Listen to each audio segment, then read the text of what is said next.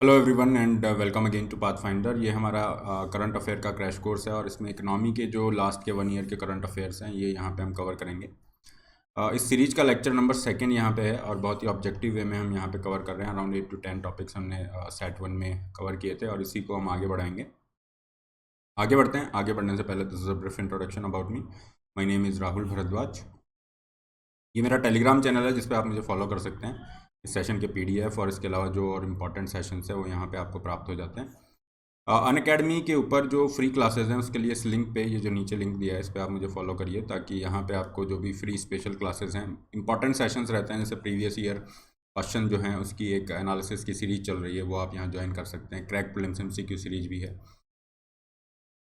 इसके अलावा एक अपडेट है कि संडे को मतलब कल आपका free all India prelims mock test हो रहा है और 11 सिटीज़ में ये ऑफलाइन भी कंडक्ट कराया जा रहा है। तो आप बिल्कुल प्रीलिम्स के पैटर्न पे रहेगा, 2 घंटे जीएस का पेपर, फिर 2 घंटे सी सेट का पेपर। तो अगर आप इन 11 सिटीज़ में कोशिश करिए ऑफलाइन इसे दें या फिर ऑनलाइन का ऑप्शन भी रहेगा। कैसे एनरोल इसमें करना है, रजिस्ट्रेशन जो लिंक है वो डिस्क्रिप्शन बॉक्स में है, कमेंट बॉक्स में भी यहाँ पे पिन है, उस पर आप क्लिक करके use the code RB Live to enrol in this free course. इसके अलावा अगर आप अनअकैडमी से जुड़ते हैं जो आपको 1 पॉइंट सॉल्यूशन देता है पूरी यूपीएससी प्रिपरेशन के लिए, तो यहाँ पे आपको 2 साल या उससे ऊपर के किसी भी सब्सक्रिप्शन पे आपको ये CSE एश्योर मिलता है। मतलब अगर आप अपने रिजल्ट से सेटिस्फाई नहीं है, you will be getting 1 year extra extension free of cost. Fees hike का अलर्ट है अनअकैडमी पे, जो फीस है ये आपकी इंक्रीज होने वाली है। So if you are planning to get subscription you can definitely go ahead. Start करेंगे। ये पॉवर्टी पे है टॉपिक और ये नीति आयोग से रिलेटेड कुछ इंपॉर्टेंट इंडेक्स हैं। वैसे नीति आयोग की जो भी रिपोर्ट्स और इंडेक्स रिलीज करता है उसकी एक लिस्ट बना के आप करिएगा। यहाँ पे जो इंपॉर्टेंट हमारे इकोनॉमी के पर्सपेक्टिव से उनको हम यहाँ पे लेंगे। नीति आयोग की तरफ से भारत का पहला first ever national multi dimensional poverty index release किया गया है। तो सबसे पहला तो यही हो गया कि नीति आयोग ने ये जो इंडेक्स रिलीज किया है ना, और कौन कौन से इंस्टीट्यूशन यहाँ पे इन्वॉल्व हैं। We have this UNDP and all. इसकी फाइंडिंग्स भी हैं बड़ी ही मतलब चौंकाने वाली हैं। बिहार में आप देखोगे तो 50% से ज़्यादा लोग पुअर हैं, मतलब हर दूसरा आदमी जो है गरीबी से जूझ रहा है। दूसरी तरफ केरल है जहाँ पे 1% से भी कम आबादी जो है गरीबी रेखा के नीचे है या फिर गरीबी से जूझ रही है, क्योंकि पॉवर्टी लाइन वाला कॉन्सेप्ट तो हट गया है। पॉवर्टी लाइन वाला जो कॉन्सेप्ट था वो प्लानिंग कमीशन के टाइम था, जिसमें क्या होता था कि आपने एक यहाँ पे लिमिट डिसाइड कर दी कि आपका जो कंजम्पशन एक्सपेंडिचर है डेली बेसिस पे पर कैपिटा के हिसाब से अगर देखें तो जैसे तेंदुलकर कमेटी ने कहा था कि 33 rupees per day in urban area, अगर उससे कम आप खर्चा करते हो तो ये क्या हो गया, ये जो है पॉवर्टी लाइन हो गई 33 रुपी या जो भी है, इससे कम आपका खर्चा है तो ये हो गया बिलो पॉवर्टी लाइन, जिन्हें हम BPL कहते हैं। ऊपर जो है वो अबव पॉवर्टी लाइन। तो इस तरीके से ये APL BPL वाले ये जो कॉन्सेप्ट हैं इस तरीके से काम करते हैं। और ये नीति आयोग के आने के बाद से ये जो कॉन्सेप्ट है ये हट गया था और नीति आयोग ने कहा कि हम पॉवर्टी की काफ़ी सारी डायमेंशंस हैं उसको एक कॉम्प्रिहेंसिव वे में डिस्कस करना चाहते हैं। इसी उद्देश्य के साथ भारत का पहला national multi dimensional poverty index NITI Aayog ने यहाँ पे रिलीज किया। जहाँ तक ग्लोबल लेवल पे बात करें, ग्लोबल लेवल पे जो मल्टी डायमेंशनल पॉवर्टी इंडेक्स है अगर आप देखेंगे तो इसे रिलीज किया जाता है Oxford poverty and human development initiative OPHI plus UNDP, इन दोनों के द्वारा इसको रिलीज किया जाता है। तो नीति आयोग ने जो यहाँ पे किया है उनमें इन इंस्टीट्यूशन का तो डेफिनेटली कंट्रीब्यूशन है ही, और नीति आयोग भी यहाँ पे इन्वॉल्व हो गया नेशनल MPI के अंदर। अब इसके पैरामीटर्स याद रखने हैं और क्या क्वेश्चन बनता है, ये इंस्टीट्यूशंस याद रखिए, इनके पैरामीटर्स कौन कौन से पैरामीटर्स है ये ध्यान रखना है। तो जो global multi dimensional poverty index है इसमें 10 पैरामीटर है। तो नीति आयोग वाले में 10 तो रहेंगे, 2 एक्स्ट्रा उन्होंने ऐड किए। तो पहले ये 10 देखते हैं, उसके बाद फिर 2 एक्स्ट्रा एडिशन भी देख लेंगे। हेल्थ के हिसाब से अगर यहाँ पे देखा जाए तो न्यूट्रिशन और चाइल्ड मॉर्टेलिटी है, फाइन। फिर हेल्थ को 1/3 दिया है, फिर एजुकेशन को 1/3 वेटेज है और लिविंग स्टैंडर्ड को 1/3 है। एजुकेशन पे आप देखेंगे तो ईयर्स ऑफ स्कूलिंग और स्कूल अटेंडेंस है। लिविंग स्टैंडर्ड में है कुकिंग फ्यूल है या नहीं है, sanitation facilities, drinking water, electricity, housing assets, ये सारी चीज़ें। अब नीति आयोग वाले ने ये 10 पैरामीटर तो लिए ही हैं, प्लस 2 और ऐड किए हैं। एक एडिशन हुआ है हेल्थ में, जिसमें क्या है जो भी प्रेगनेंसी के दौरान जो हेल्थ है उसको एंटीनेटल केयर को इंक्लूड किया है, और एक लिविंग स्टैंडर्ड में आपका जो अकाउंट है ना, बैंक अकाउंट है, इसे भी इंक्लूड किया है। तो इस तरह से नीति आयोग का या जो इंडिया का जो national multi dimensional poverty index है उसमें ये 12 इंडिकेटर्स हो जाते हैं। आपको ये इंडिकेटर ध्यान होने चाहिए जिस पे क्वेश्चन बन सकता है। जहाँ तक हम स्टेट्स की बात करें, यहाँ पे टॉप 5 स्टेट आप ये देख लेंगे। ये परसेंटेज टर्म में रटने की ज़रूरत नहीं है, बस थोड़ा ट्रेंड ध्यान रखिए। आपका खुद का स्टेट है तो उसमें थोड़ा याद रख सकते हो। फॉर एग्जांपल राजस्थान से आप हैं 29.5%, इस तरीके से थोड़ा स्टेट स्पेसिफिक याद रख लीजिए। बाकी आपको ट्रेंड ध्यान रखना है। टॉप 5 जो स्टेट हैं जहाँ पे सबसे कम गरीबी है मल्टी डायमेंशनल एस्पेक्ट में, केरल है, गोवा है, सिक्किम, तमिलनाडु और पंजाब हैं। बॉटम 5 स्टेट्स जो हैं जहाँ पे बहुत ज़्यादा मतलब गरीबी को लेकर स्थिति खराब है, बिहार, झारखंड, यूपी, एमपी, मेघालय ये। तो दिस इज़ द थिंग। ये पूरे मैप पे हमें शो हो रखा है, और इसमें एक जो ट्रेंड हमें देखने को मिल रहा है, ये मिल रहा है जो हिंदी बेल्ट है स्पेशली, वहाँ पे थोड़ा सा पॉवर्टी को लेके, या फिर जो नॉर्थ ईस्टर्न स्टेट है वहाँ पे गरीबी को लेके अभी काफ़ी काम करने की ज़रूरत है। इसके अंदर भी एक बहुत अच्छी बात ये रही कि ये जो national multi dimensional poverty index है, इसमें जितने भी पैरामीटर्स हैं, अलग अलग पैरामीटर पे इन्होंने फाइंडिंग्स लिए और डिस्ट्रिक्ट लेवल पे लिए। तो ये पॉलिसी टूल तो रहेगा ही, इसके अलावा सबसे ज़्यादा जो काम करने की ज़रूरत है वो हमें न्यूट्रिशनल एस्पेक्ट पे है, मैटरनल हेल्थ पे है।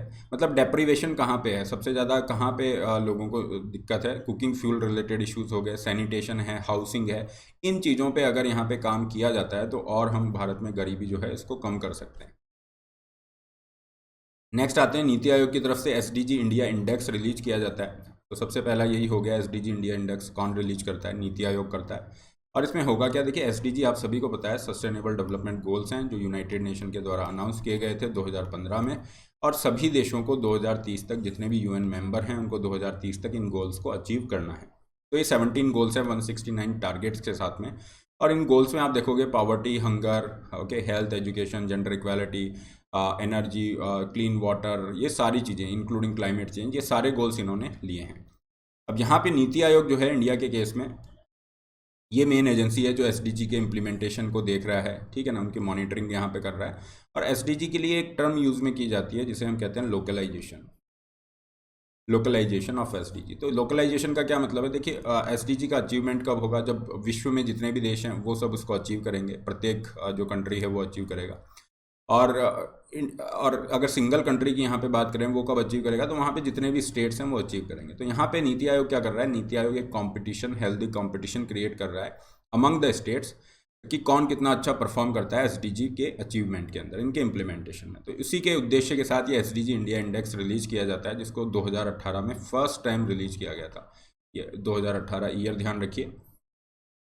कॉम्पिटिशन फोस्टर यहाँ पे किया जा रहा है। Index is developed with collaboration of the United nation के साथ कोलाब्रेशन करके इन्होंने डेवलप किया है।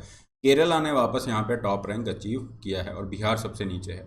तो यही ट्रेंड हमें मिल रहा था किसमें, नेशनल लेवल पे जो मल्टी डायमेंशनल पॉवर्टी इंडेक्स है वहाँ पे भी यही ट्रेंड देखने को मिला था, और इस केस में भी यही ट्रेंड देखने को मिल रहा है। सेकंड पे अगर हम बात करें तो हिमाचल और तमिलनाडु की जॉइंट रैंकिंग है, और उसके बाद अगर टॉप वर्स्ट परफॉर्मिंग स्टेट्स की बात करें तो बिहार, झारखंड, आसाम ये यहाँ पे देखने को मिला। Again you don't need to mug up the rankings here, है ना, आप अपना स्टेट है उसकी थोड़ी सी ध्यान रख सकते हैं। बाकी बस टॉप ट्रेंड ध्यान रखिए, कौन से अच्छे परफॉर्म कर रहे हैं, कौन से वर्स्ट परफॉर्मिंग है, ये थोड़ा सा ट्रेंड आप ध्यान रख सकते हैं। नेक्स्ट इंडेक्स पे आते हैं, ये है first ever SDG urban India index. देखिए पहली बार रिलीज हुए हैं इसलिए थोड़ा सा इंपॉर्टेंट हो जाता है। एसडीजी इंडिया इंडेक्स तो पहले से आ रहा है, लेकिन नेशनल लेवल पे जो मल्टी डायमेंशनल पॉवर्टी इंडेक्स है वो फर्स्ट टाइम है, जो कि नवंबर 2021 में हुआ था। और ये जो एसडीजी अर्बन इंडिया इंडेक्स है ये भी रिलीज हुआ है, और ये इंपॉर्टेंट इसलिए हो जाता है क्योंकि बजट में भी इसका जिक्र किया गया है। फाइनेंस मिनिस्टर ने अपनी स्पीच दी और कहा कि जब इंडिया की इंडिपेंडेंस को 100 साल पूरे हो जाएंगे, अगले और 25 साल यहाँ पे हैं, तो भारत की लगभग 50% आबादी, हर दूसरा आदमी जो है अर्बन एरिया में रह रहा होगा। अभी अराउंड 1/3 पॉपुलेशन है जो कि अर्बन एरिया में रह रही है। तो उस हिसाब से अर्बन एरिया का डेवलपमेंट या अर्बन एरिया को लिवेबल बनाना, वहाँ पे सस्टेनेबल डेवलपमेंट को फोकस करना, ये प्रायोरिटी पे यहाँ पे आ गया। और इसी उद्देश्य के साथ नीति आयोग ने एसडीजी अर्बन इंडिया इंडेक्स को यहाँ पे लॉन्च किया है। और किसका कॉपरेशन है, ये सबसे इम्पॉर्टेंट चीज़ यही होगी यहाँ पे, इसका कॉपरेशन है जर्मन का जो ये है BMZ, federal ministry for economic cooperation and development. तो नीति आयोग यहाँ पे जो कॉपरेशन कर रहा है GIZ एंड BMZ के साथ, ये कॉपरेशन है जो कि जर्मन यहाँ पे एंटिटीज़ हैं। जर्मन कॉपरेशन हमारे साथ ये है इस पूरे एसडीजी अर्बन इंडिया इंडेक्स के अंदर। और अगर यहाँ पे ध्यान रखा जाए तो 0 से 100 के स्केल पे, मेथोडोलॉजी में ज़्यादा डिटेलिंग नहीं करनी है, 0 से 100 के स्केल पे हम इनको कर रहे हैं और अभी जो फर्स्ट एवर इंडेक्स है इसमें लगभग 56 अर्बन एरिया को हमने कवर किया है, उनको रैंक किया है। ठीक है, और जो मेथोडोलॉजी ले रहे हैं सस्टेनेबल डेवलपमेंट सॉल्यूशन नेटवर्क की तरफ से, ये मेथोडोलॉजी है जो ग्लोबली एक्सेप्टेबल है, इसको लिया है 56 अर्बन एरिया को लिया है। 0 से 100 स्केल पे है, मतलब जितना ज़्यादा स्कोर होगा उतना अच्छा परफॉर्म कर रहे हो। इस तरीके से हमने ये किया है। तो देखिए एस्पिरेंट में तो कोई नहीं है, सब 50+ से ऊपर ही हैं, मतलब अच्छा कर रहे हैं सिटीज़ जो है, परफॉर्मर वाली कैटेगरी में है या फिर फ्रंट रनर है। अचीवर भी कोई नहीं है और एस्पिरेंट भी यहाँ पे हमें देखने को नहीं मिल रहा, मतलब परफॉर्मर या फ्रंट रनर इस दो कैटेगरी में सिटीज़ को रखा है। सिटीज़ में अगर ट्रेंड आप देखेंगे तो we have these top 10 cities here, और यहाँ पे एक ट्रेंड देखने को मिल रहा है कि अगेन जो सदर्न स्टेट्स हैं, सदर्न स्टेट हैं, ये बेटर कर रहे हैं ना, क्योंकि आप देखोगे अराउंड 5-6 सिटीज़, मोर देन 5-6 यहाँ पे इस तरह से हैं, साउथ या वेस्ट इंडिया से हैं, तो ये अच्छा कर रहे हैं। शिमला यहाँ पे टॉप पे है, देन कोयम्बटूर, चेन्नई, ये टॉप 3 तो ध्यान रख लेना। वर्स्ट परफॉर्मिंग स्टेट्स के अंदर हमारा जो सिटीज़ हैं उसमें हैं हमारे पास धनबाद, मेरठ, ईटानगर, गुवाहाटी, पटना, जोधपुर, ये सब हैं। अगेन ये सारे रटने की ज़रूरत नहीं है, बस थोड़ा सा स्टेट वाइज आइडिया रहना चाहिए कि अगर किसी तरह से थोड़ा सा क्वेश्चन को डिफ़िकल्ट बनाने का प्रयास किया जाए, so you can go with elimination technique, ये थोड़ा सा आपको आइडिया होना है। सिग्निफिकेंस की बात करें तो अगेन सिग्निफिकेंस वही रहेगा जो यहाँ पे मल्टी डायमेंशनल पॉवर्टी इंडेक्स में रहा या एसडीजी इंडेक्स में रहा, वही एसडीजी अर्बन इंडेक्स में भी है कि ये पॉलिसी लेवल के अंदर बहुत ज़्यादा हेल्प करेगा, पॉलिसी फॉर्मुलेशन में, उसके इम्प्लीमेंटेशन में, क्योंकि जो डेटा हमारे को मिल रहा है यहाँ सिटी स्पेसिफिक है और पॉवर्टी रिलेटेड में डिस्ट्रिक्ट स्पेसिफिक था, तो वो एक बहुत अच्छा पॉलिसी टूल हो जाता है जहाँ पे हम टारगेटेड इंटरवेंशन कर सकते हैं। एसडीजी अर्बन इंडेक्स के केस में हमारी सिटीज़ को अच्छा बनाया जा सकता है, उनको रहने लायक बनाया जा सकता है, ईज़ ऑफ लिविंग इंश्योर की जा सकती है, ये सब चीज़ें। नेक्स्ट आते हैं, again this is a very very important topic, very significant topic here, और ये टॉपिक है government securities acquisition programme, GSAP programme. ये GSAP प्रोग्राम क्या है, और यहीं पे इशू आता है बॉन्ड के कॉन्सेप्ट का, ये बॉन्ड क्या होता है। पहले बॉन्ड समझेंगे तभी आप ये गवर्नमेंट सिक्योरिटीज़ यहाँ पे समझ पाएंगे। गवर्नमेंट सिक्योरिटीज़ होती हैं एक तरह से ट्रेडेबल इंस्ट्रूमेंट है ना, सेंट्रल गवर्नमेंट या स्टेट गवर्नमेंट दोनों इशू कर सकते हैं। इनको risk free gilt edge instrument भी कहा जाता है, क्योंकि गवर्नमेंट सिक्योरिटी क्या है, एक तरह का बॉन्ड है। बॉन्ड मतलब गवर्नमेंट यहाँ पे इन सिक्योरिटीज़ को इशू करके उधार ले रही है, तो जो भी इस सिक्योरिटी को परचेज करेगा या इस बॉन्ड को परचेज करेगा उसके पास ये बॉन्ड या सिक्योरिटी चला जाएगा और पैसा गवर्नमेंट के पास आ जाएगा। तो ये क्या होते हैं, एक तरह से डेट इंस्ट्रूमेंट है। फाइन, इसमें भी दो तरह के होते हैं, जो 1 साल से कम के लिए हैं। फाइन, 1 साल से कम के लिए हैं, उनको हम कहते हैं short term securities. Short term security का सबसे अच्छा एग्जांपल होते हैं ट्रेजरी बिल्स। अब ट्रेजरी बिल में क्या ध्यान रखना है, ट्रेजरी बिल जो होते हैं स्टेट गवर्नमेंट उनको इशू नहीं कर सकती, केवल सेंट्रल गवर्नमेंट इशू कर सकती है। जबकि दूसरी तरफ 1 साल से बड़ी जो सिक्योरिटीज़ यहाँ पे हैं, ज़्यादा मैच्योरिटी की, 1 साल से ज़्यादा जिनकी मैच्योरिटी है, वो होती है लॉन्ग टर्म सिक्योरिटी, जिनके लिए हम ये गवर्नमेंट सिक्योरिटी GSAC ये वर्ड यूज़ करते हैं इन जनरल। फाइन, जिसको सेंट्रल गवर्नमेंट और स्टेट गवर्नमेंट दोनों इशू कर सकते हैं। जहाँ तक ट्रेजरी बिल्स की बात है, इसको याद रखिएगा, ये जीरो कूपन सिक्योरिटीज़ होती हैं। क्यों होती हैं जीरो कूपन सिक्योरिटी? देखिए ये क्या हो गया, एक तरह का कोई भी जो बिल होता है, सिक्योरिटी होता है या बॉन्ड होता है ना, तो उसको जिस प्राइस पे इशू किया गया है वो होती है उसकी फेस वैल्यू। जिस प्राइस पे इशू किया गया है वो होती है फेस वैल्यू। मान लीजिए इसकी फेस वैल्यू 100 रुपये है, अब उस पर कूपन रेट दिया जाता है। कूपन रेट क्या होता है, इंटरेस्ट रेट हो गया एक तरह का। मान लीजिए जो व्यक्ति इस बॉन्ड को सिक्योरिटी खरीदेगा उसको कितना इंटरेस्ट मिल रहा है, तो हमने यहाँ पे कूपन रेट या इंटरेस्ट रेट 5% मान लिया। ठीक है, तो इन जनरल जो सिक्योरिटीज़ होती हैं उस पर कूपन रेट मिलती है, लेकिन treasury bill pay zero coupon rate है, मतलब यहाँ पे आपको इंटरेस्ट नहीं मिल रहा है। तो फिर लोग खरीदेंगे क्यों? इंटरेस्ट नहीं मिल रहा, लेकिन यहाँ पे क्या है, फेस वैल्यू जो है इस पर आपको डिस्काउंट मिल रहा है। फेस वैल्यू पे डिस्काउंट का क्या मतलब है, मान लीजिए सिक्योरिटी ट्रेजरी बिल की प्राइस यहाँ पे 100 रुपये है, तो आपको ये 96 रुपये में ही देंगे, और जब मैच्योरिटी हो जाएगी तो आपको 100 रुपये मिल जाएंगे। तो इसलिए ये जीरो कूपन सिक्योरिटी है, इसको याद रखिएगा, इसका मतलब समझ लीजिएगा। ये जीरो कूपन बॉन्ड होते हैं ना, और ये चीज़ें हमने देखी। अब हम आते हैं बॉन्ड का कॉन्सेप्ट, आपको थोड़ा आइडिया लग गया होगा कि जो बॉन्ड होता है ये बोरोइंग इंस्ट्रूमेंट होता है, और जिस वैल्यू पे इसे इशू किया गया है ये होती है फेस वैल्यू। मान लीजिए 100 रुपये फेस वैल्यू है। अब इसकी जो कूपन रेट है या जो इंटरेस्ट रेट है वो हम मान लेते हैं 5% है, 5% है। तो अगर किसी व्यक्ति ने 100 रुपये इन्वेस्ट किया है और 5% ये मिलेगी आपको फेस वैल्यू पे कूपन रेट, ठीक है, तो उसको कितना यील्ड होगा, मतलब उसको बेनिफिट कितना हो रहा है, बॉन्ड यील्ड कितनी होगी, या फिर जिसे हम सिंपल लैंग्वेज में कहते हैं रेट ऑफ रिटर्न क्या रहेगा। रेट ऑफ रिटर्न, जिस व्यक्ति ने 100 रुपये इन्वेस्ट किया उसको 5% मिल रहा है, 100 का मतलब 5 रुपये यहाँ पे मिल रहे हैं। तो 5 रुपीज़ व्हाट परसेंटेज ऑफ 100 रुपी, 5%। तो ये बॉन्ड यील्ड या रेट ऑफ रिटर्न क्या हो गया, 5% हो गया। अब जो बॉन्ड होते हैं ये क्या होते हैं, ट्रेडेबल होते हैं, मतलब अगर इसकी डिमांड बढ़ेगी तो इसकी प्राइस बढ़ेगी। डिमांड बढ़ रही है तो मान लीजिए प्राइस बढ़ के 200 रुपये हो गया। अब कोई व्यक्ति 200 रुपये इन्वेस्ट करेगा तो उसको वो 5 रुपये ही मिल रहा है, क्योंकि ये जो इंटरेस्ट रेट कूपन रेट होती है फेस वैल्यू पे मिलती है। तो इस केस में क्या होगा, पहले वाले केस में तो 100 रुपये पे 5 रुपये मिल रहा था, तो 5% बॉन्ड यील्ड थी। अब सेकंड वाले केस में अगर 200 रुपये वो इन्वेस्ट कर रहा है, बेनिफिट तो 5 रुपये का ही हो रहा है। So in this case 5 rupees what percentage of 200 rupee, 2.5%। तो यहाँ पे ये जो बॉन्ड यील्ड है ये क्या हो गया, कम हो गया। बॉन्ड यील्ड तो कम हो गया, लेकिन यहाँ पे जो बॉन्ड का प्राइस है, बॉन्ड की जो प्राइस है ये तो बढ़ रहा है। तो हमें यहाँ पे क्या मिलता है देखने को, हमें ये रिलेशनशिप देखने को मिलता है कि जो बॉन्ड की प्राइस है ये क्या होता है, इन्वर्सली प्रोपोर्शनल होता है किसके, बॉन्ड यील्ड के। एक और एग्जांपल लें, मान लीजिए बॉन्ड की जो डिमांड है वो कम हो रही है, ठीक है। तो बॉन्ड की अगर हम यहाँ पे देखें, प्राइस कम हो जाएगी, डिमांड कम है, तो अगर ये 50 रुपीज़ होती है, अब 50 रुपीज़ है लेकिन मिल तो बेनिफिट 5 रुपये का ही रहा है। Now in this case this 5 rupees what percentage of 50 rupees, 10%। तो हमने देखा ये बॉन्ड यील्ड इंक्रीज हुई, लेकिन बॉन्ड की प्राइस तो कम हो गई। तो अभी प्रॉब्लम क्या आ रही है, अभी हम देख रहे हैं कि और ये जो बॉन्ड यील्ड होती है, ये जो बॉन्ड यील्ड की हम चर्चा कर रहे हैं, 5, 10 और ये सब percent, bond yield is directly related to interest rate, market में जो इंटरेस्ट रेट है उससे। तो यहाँ पे आरबीआई चाहता है कि अगर गवर्नमेंट ज़्यादा बोरो कर रही है, या गवर्नमेंट भी यही चाहती है अगर हम ज़्यादा उधार ले रहे हैं तो मार्केट में इंटरेस्ट रेट कम होना चाहिए। तो अगर बॉन्ड यील्ड बढ़ेगी तो मार्केट में इंटरेस्ट रेट पे भी इम्पैक्ट होगा। इसलिए आरबीआई ने यहाँ पे क्या किया, ये प्रोग्राम लॉन्च किया जिसे हम कहते हैं GSAP प्रोग्राम। इसमें आरबीआई क्या कर रहा है, गवर्नमेंट सिक्योरिटी को एक्विजिशन मतलब खरीद रहा है, परचेज करेगा। जैसे फर्स्ट टाइम पे इन्होंने ये 1 लाख करोड़ का किया, फिर ऐसे मल्टीपल टाइम इन्होंने किया, क्योंकि आरबीआई कह रहा है कि ये 10 साल के जो गवर्नमेंट बॉन्ड है इस पर यील्ड जो है 6% पहुँच गई है। ये जब लॉन्च हुआ था तब की बात है, अभी आप ये यील्ड देखोगे लगभग 7.4% के आसपास है, मतलब बहुत ज़्यादा हो गई है।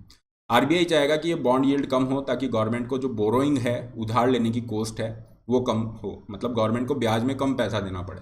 तो आरबीआई यहाँ पे बॉन्ड यील्ड को कम करने के लिए क्या करेगा, यील्ड को कम करने के लिए प्राइस को थोड़ा इंक्रीज़ करना पड़ेगा। प्राइस इंक्रीज़ कब होगी, जब उसकी डिमांड बढ़ेगी।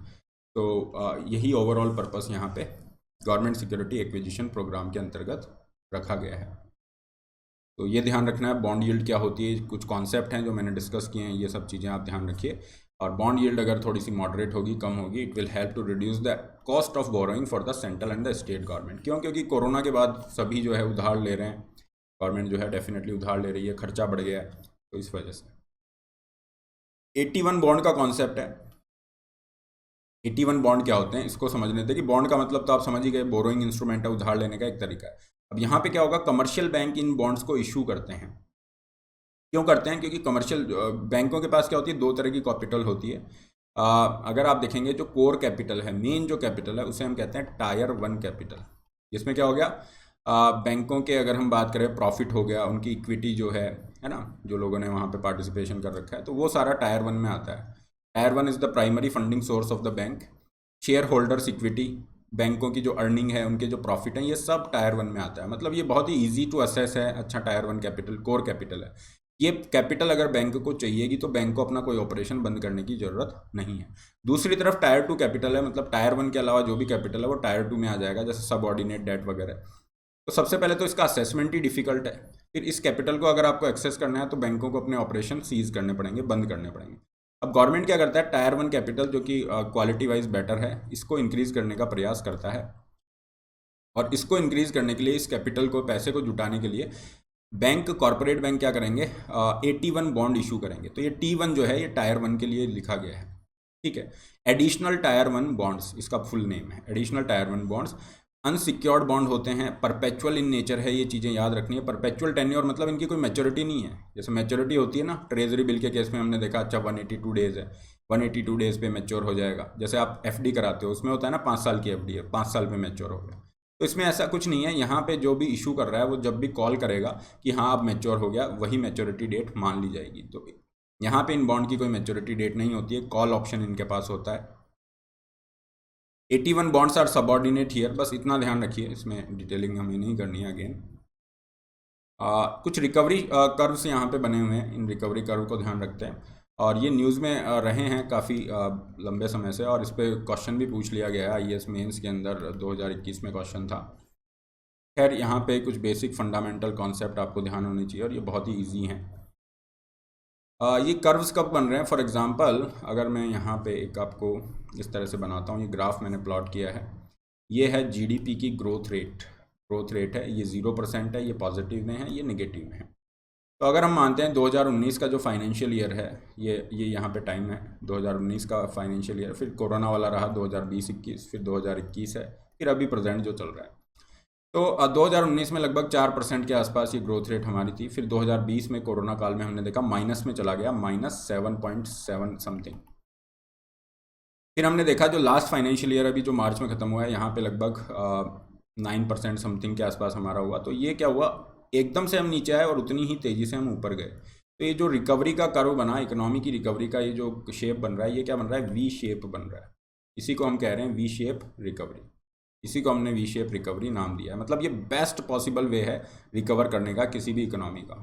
आप देखेंगे एकदम से नीचे आ रहा है, 0% है, ये नीचे आया फिर ऊपर गया। तो ये अभी जो मैंने एग्जांपल दिया था, ये तो 53 का यहाँ ग्राफ प्लॉट कर रखा है, जो एग्जांपल दिया है इंडिया के केस में, उसको याद रखिएगा। और इसी में अगर टाइम ज़्यादा लगता है तो ये वी नहीं होके क्या हो जाएगा, यू हो जाएगा। मान लीजिए थोड़ा ऊपर गया फिर नीचे आया, लेकिन पहले वाला लेवल अचीव करने में काफ़ी ज़्यादा टाइम आपने लिया है। तो ये क्या बन रहा है, यू शेप बन रहा है। तो आप देखोगे यहाँ पे यू शेप बन रहा है, ये ऊपर था फिर नीचे आया, फिर ऊपर नीचे चल रहा है। लेकिन ये पहले वाले लेवल को अचीव करने में, ये 2 पॉइंट्स हैं, इनको मिलने में कितना टाइम लग रहा है ना, काफ़ी टाइम लग रहा है। तो ये आपका क्या बन जाएगा, ये यू शेप बन जाएगा, ये वाला यू शेप बन जाएगा इस तरीके से। अगर यहाँ पे ग्रोथ जो है एकदम ऊपर आती है फिर नीचे जाती है फिर ऊपर आती है, तो डब्ल्यू शेप बनेगा, जैसा ये यहाँ पे आपको डब्ल्यू शेप बन रहा है। ठीक है, ऊपर गया फिर वापस से इकोनॉमी जो है रिसेशन में आ गई, फिर वापस ऊपर जा रहा है। तो this is basically W shape. तो ये अलग अलग शेप बन रही हैं, इसमें फंडा या कॉन्सेप्ट जो है वो यही है, जीडीपी ग्रोथ और टाइम वाला। तो इसमें बेस्ट पॉसिबल क्या है, वी शेप होना चाहिए। इंडिया ने वी शेप रिकवरी को देखा है।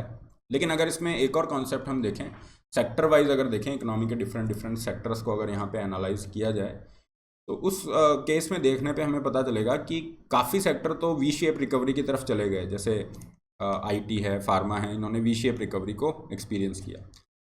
ओके, ये जो ब्लू लाइन दिख रही है ये वी शेप रिकवरी के लिए। टेक्नोलॉजी है, रिटेल है, सॉफ्टवेयर, इन्होंने। लेकिन काफ़ी सारे ऐसे सेक्टर है जिनको रिकवर करने में बहुत टाइम लगा, जैसे एंटरटेनमेंट, हॉस्पिटैलिटी है, फाइन, ट्रैवल टूरिज्म हो गया, फूड सर्विसेज, इनको रिकवर करने में काफ़ी टाइम लगा। तो यहाँ पे 2 तरह की हमें रिकवरी देखने को मिली। एक थी वी शेप रिकवरी, इस तरीके से अगर प्लान करेंगे वी शेप रिकवरी। एक में हमें क्या देखने को मिल रहा है, L shape recovery. L shape कब होता है, जब आपको पहले वाले लेवल पहुँचने में मतलब बहुत ज़्यादा टाइम लग रहा है। ये आप जैसा ये ग्राफ प्लॉट देख रहे हैं, तो यहाँ पे पहले पॉजिटिव था, यहाँ पे निगेटिव में आपकी ग्रोथ रेट आई, और अभी पहले वाला लेवल पहुँचने में बहुत टाइम लग रहा है। अगर मैं यहाँ पे इसे प्लान करूँ, ये जो है ये वी शेप है। अगर आपको पहले वाला लेवल पहुंचने में ये बिल्कुल टाइम ही लगे जा रहा है, तो ये सबसे बुरा वाला सिनेरियो है इकोनॉमी को रिकवर करने का। मतलब पहले वाला लेवल तो आप बहुत लंबे समय में अचीव करोगे, या करेंगे नहीं करेंगे ये भी नहीं पता है। ये होता है एल शेप। तो यहाँ पे हमें क्या मिल रहा है, के शेप मिल रहा है। के शेप में क्या है, एक तो वी शेप हो गया इस तरीके से, और एक में एल शेप हो रहा है। तो ये दोनों मिलके क्या बना रहे हैं, के शेप। ये ध्यान रखिएगा। तो ये इस तरीके से शेप्स जो हैं डिफरेंट काइंड के, ये भी आपको याद रखना है। और एक परचेजिंग मैनेजर इंडेक्स है, ये 2020 के बाद से बहुत ज़्यादा चर्चा में रहा है।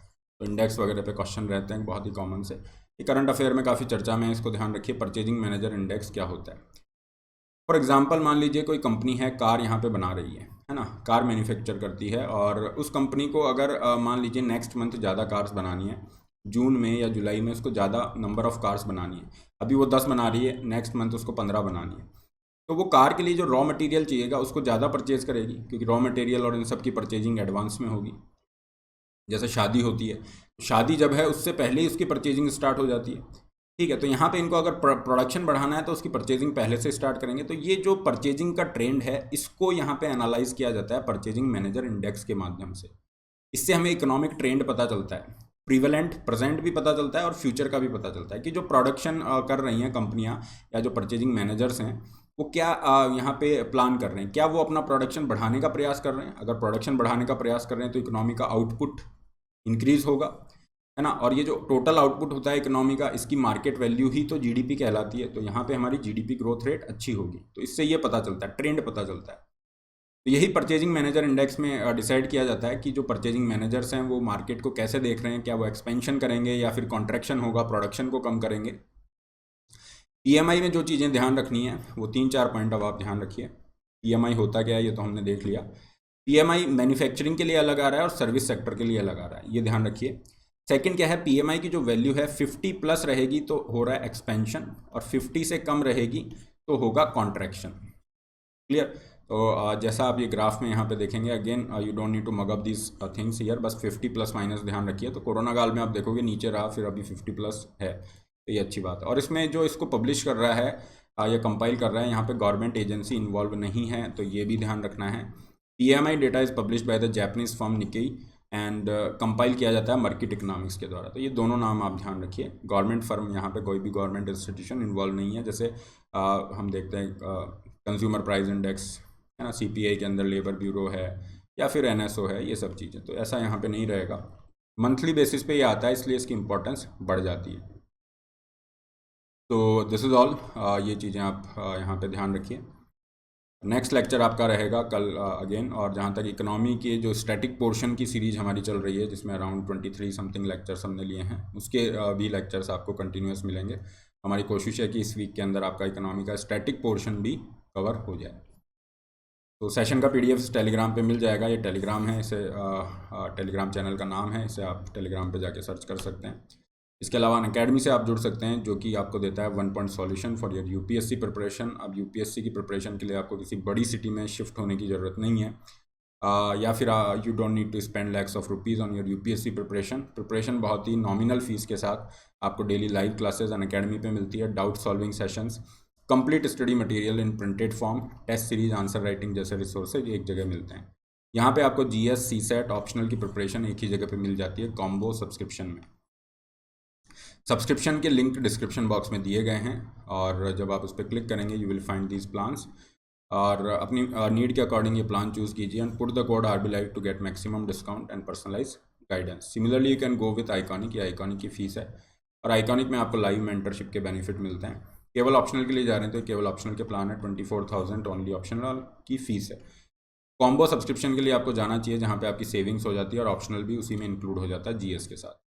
फीस आपकी इंक्रीज हो सकती है, ये अलर्ट आपका है। So if you are planning to take subscription you can definitely go ahead. और नए बैचेस आपके 18 मई से स्टार्ट है, जिनमें आपका सिलेबस कंप्लीट होता है। Best thing about Unacademy subscription की with 1 subscription all the courses of all the educators will be free.